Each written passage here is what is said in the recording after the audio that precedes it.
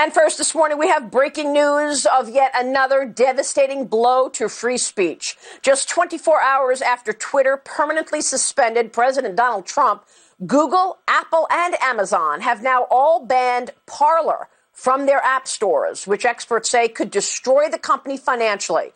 Before its removal, Parler surged to #1 in Apple's App Store, with 1.5 million downloads on Saturday alone.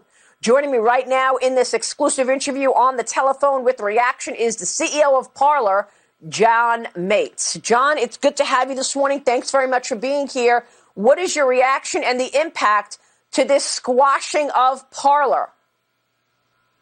Well, thank you for having me on. Well, it's devastating is what it is, and it's an assault on everybody. I mean, they all worked together to make sure at the same time we would lose access to not only our apps, but they're actually shutting all of our servers off tonight, off the internet.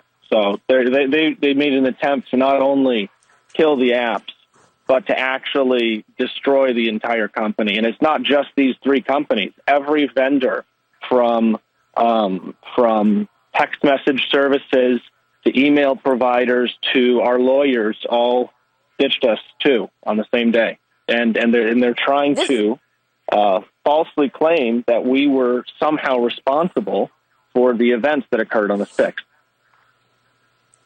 This is absolutely extraordinary that you see this coordinated effort on the same day that the president is banned on Twitter. You've got Google and Instagram removing Parler, and now last night late, Apple removes Parler as well. What are you going to do? John, can this put you out of business?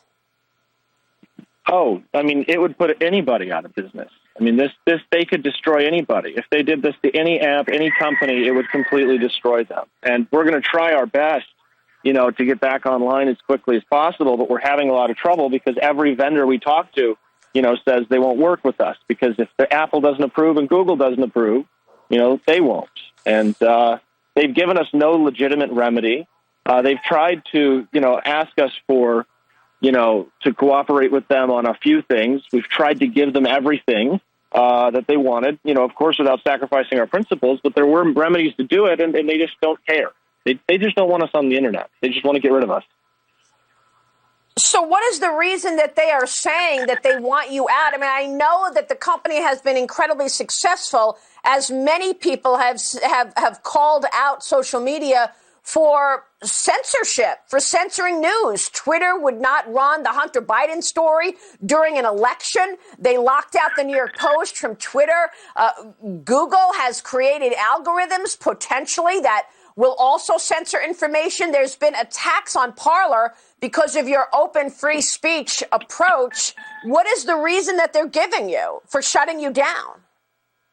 Well, like I said, they claim that we somehow were responsible for the what they call the insurrection on the 6th, which, we've never allowed violence. We've never allowed any of this stuff on our platform. And we don't even have a way to coordinate an event on our platform. So they somehow want to make us responsible. And this seems to me like an excuse to just basically eliminate free speech at a convenient time, for them. It does, because, we've grown so much. We were #1 on the App Store the day that we were, removed for quote-unquote violence, and the same day that horrible violence was trending on Twitter. And so it's an obvious double standard. It's obvious collusion, and they're doing it, to stifle free speech and competition in the marketplace. And this could happen to literally anybody. This is unbelievable. And I know that as the lead up to this, President Trump was saying that these companies are way too powerful, and he wanted to find a way to roll back Section 230, which, of course, gives them immunity from any lawsuits. It protects them, their liability. And all throughout that, you said, no, we shouldn't pull back Section 230. It would hurt everybody. And now we see how powerful these companies truly are, John. Yes, and it was actually about a week or two ago that we actually changed our stance on 230 due to some new knowledge that we had from our legal team, who actually just fired us over this too. So I totally see the danger here. I mean, what they're doing and the amount of power they have is not just frightening. It's it's actually extremely scary. So you're saying it's not just Apple taking you off the App Store. There's also movement to just shut down your servers, pretty much shut you down. Yes. Amazon is the largest cloud storage vendor in the world, and we use them to host our servers, hundreds of servers. And they gave us basically, they said, you have 24 hours to get all of your data and to find new servers. So, where are you going to find 300 to 500 servers in a 24-hour window, and how can you send all of the data from everybody out to them in a 24-hour period? It's an impossible feat that, we're going to handle as best we can to get back online as quickly as possible. But, there's just some things that are almost basically impossible.